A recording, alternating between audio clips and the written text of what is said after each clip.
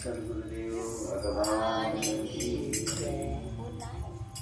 गुरुर्ब्रह्मा गुरुर्विष्णु गुरुर्देवो महेश्वरा गुरुर्साक्षात् परं ब्रह्म तस्मै श्री गुरवे नमः। गजाननं भूतिगणादिसेवितं कपितजम्बो फलचारुभक्षणम् उमासुतं शोकविनाशकारिकं नमामि विघ्नेश्वरपादिपङ्कजम्। वक्रतुण्डे महाकारि सूर्यकोटिसमप्रभा निर्विघ्नं कुरु मे देव सर्वकार्येषु सर्वदा। सर्वमङ्गलमाङ्गल्ये शिवे सर्वादिसाधिके वरन्दे त्र्यम्बके गौरी नारायणी नमोस्तुते। मनोजवं मारुतुल्यवेगं जितेन्द्रियं बुद्धिमतां वरिष्ठं वातात्मजं वानरयोधमुख्यं श्रीरामदूतं शरणं प्रपद्ये। बोलो गोविंद भगवान की, राधा रानी सरकार की, हनुमान जी महाराज की, बांके बिहारी लाल की, सद्गुरुदेव भगवान की, व्यास जी महाराज की। श्री कृष्ण गोविंद हरे मुरारी हे नाथ कृष्ण गोविंद हरे मुरारी हे नाथ हे नाथ नारायण वासुदेव हे नाथ नारायण वासुदेव। कृष्ण गोविंद हरे मुरारी हे नाथ वासुदेव नारायण नारायण नारायण नारायण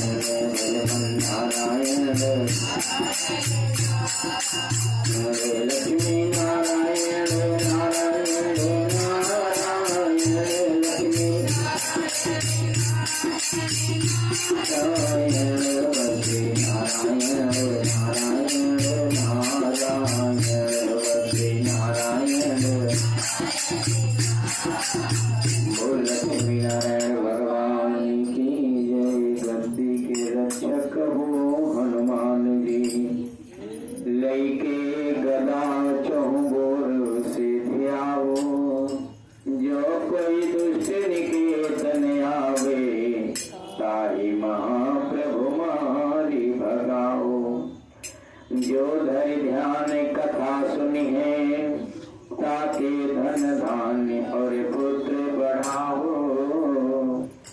विनती हमारे यही हनुमान जी, छोड़ के गढ़ी तुम यहाँ चले आओ। कथा प्रारंभ होते हैं, सुनो वीर हनुमान। राम लक्ष्मण जानकी सदा करो कल्याण, सदा करो कल्याण। बैल चढ़े शिव जी मिले, गरुड़ चढ़े भगवान, सिंह चढ़ी माता मिले, तेरे पूर्ण सारे काम। बोल लक्ष्मी नारायण भगवान की, श्री वृंदावन बिहारी लाल की जय। कार्तिक मास की पावन पवित्र कथा में आज त्रयोदशी की कथा है। शुक्ल पक्ष त्रयोदशी। त्रयोदशी की कथा कल 14 की कथा होगी। कल आप लोगों के उद्यापन की कथा बताया जाएगा कि उद्यापन किया कैसे जाता है, उद्यापन करता कौन है और उद्यापन कितना करना चाहिए, ये कल की कथा में 14 में बताया जाएगा। पूर्णिमा में तो उद्यापन ही होना है। त्रयोदशी की कथा में श्री सुखदेव भगवान कहते हैं, सूत जी पूछने लगे कि प्रभु सारे नियमों को श्रवण करने के उपरांत में अब मैं चाहता हूं कि ऐसा और कौन सा गृहस्थ को कार्य करना चाहिए जिसके करने से उसके पापों का ताप नष्ट हो जाए। तब सूत जी महाराज कहने लगे कि द्वादशी काल में या त्रयोदशी में या चौदस में या पूर्णिमा में, यानी एकादशी जब देव उठ जाए और पूर्णिमा तक आपको अपने घर के छत पे, जो भी आपका घर फ्लोर हो, मंदिर में, गुम्बज पे, शिवालय पे आप ध्वजारोहण करवाएं। क्या करवाएं? ध्वजारोहण करवाएं। शास्त्र का मानना है कि ध्वजारोहण करने से जितना ध्वजा फहराता है उतना ही आपके परिवार और आपके जीवन की खुशियां लहराती हैं, उतने ही सारी नेगेटिविटी जो होती है, जो नकारात्मक ऊर्जा होती है, वो नष्ट हो जाती है। सूत जी कहने लगे कि प्रभु चंद्रवंशी, मैं तुम्हें एक इतिहास सुनाता हूं इसके बारे में। पूर्व काल के सतयुग में एक सुमित नाम वाला चंद्रवंशी राजा था। ये भगवान की अत्यंत भक्ति करता था, लेकिन अहंकार रूपी में करता था। बहुत ध्यान देना, भक्ति करते हो लेकिन भक्ति में भगवान के प्रति मग्न हो तो ठीक है, कोई बात नहीं, लेकिन अहंकार ना हो। जैसे मैं भक्ति करता हूं तो अहंकार नहीं होना चाहिए। अहंकार किसी भी चीज का अच्छा नहीं होता है, चाहे वो किसी भी प्रकार का। यदि मनुष्य का चोला मिला है आपको तो आपको अहंकार नहीं करना। यदि अहंकार करते हो तो ये ध्यान रखो कि कोई भी चीज आपके पास परमानेंट यहाँ रहने वाला नहीं है। न मकान, न दुकान, न शकल, न सूरत, न उम्र, न परिवार, न घर, न द्वार, न खेती, न पाती, कुछ परमानेंट तुम्हारे साथ रहने वाला नहीं है। इसलिए प्रयास करो कि किसी भी चीज का घमंड मत करो, किसी भी चीज का मत करो। एक बार सप्तद्वीप का राजा यवती नाम वाली रानी से अत्यंत प्रतिबद्धता थी, जो उसके सामने नृत्य करती हुई कार्तिक शुक्ल दशमी द्वादशी को भगवान के मंदिर में ध्वजा बांधा करती थी। एक दिन राजा तथा रानी दोनों ही विभाडक ऋषि को देखा और अत्यंत आदर सत्कार किया। तब राजा को ध्वजारोहण करते हुए जो मुनि ने कहा, राजन, भगवान को प्रसन्न करने के लिए आप ध्वजारोहण करो। ध्वजारोहण करने में इतनी श्रद्धा देख करके राजा कहने लगे कि हे मुनि श्रेष्ठ, अत्यंत अद्भुत आश्चर्ययुक्त इतिहास में आपको सुनाता हूं।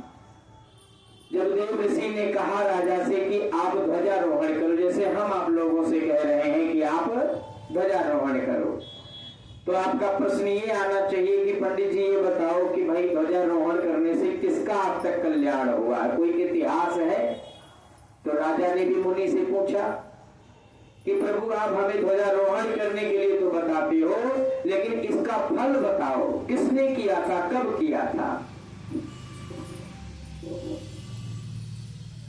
श्री सुखदेव भगवान कहते हैं कि मैं तुम्हें एक पूर्व जन्म की कथा सुनाता हूं। पूर्व जन्म में एक मालिनी नाम वाला कुमार्गी ब्राह्मण दोषी महापापी शूद्र, जो वैश्यागामी कह सकते हो, यानी एक व्यक्ति ऐसा जो श्राप, सारी अवगुण उसके अंदर भरे पड़े थे,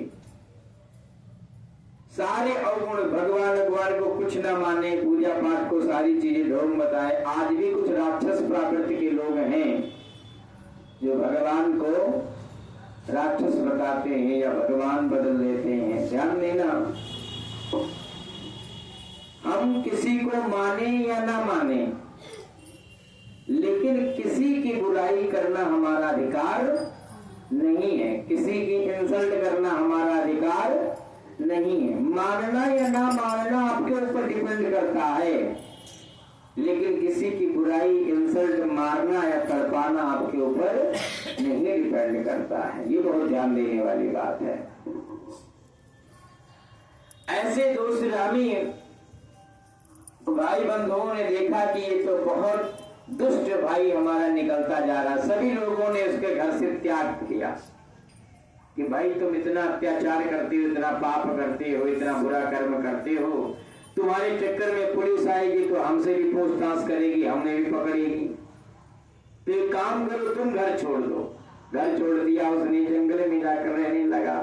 अब जंगल में भूख और प्यास से तड़पने लगा। क्या करे, बहुत समय बीतता जा रहा है। जंगल में देखा कि एक टूटा हुआ विष्णु भगवान की मंदिर बहुत पुरानी बनी हुई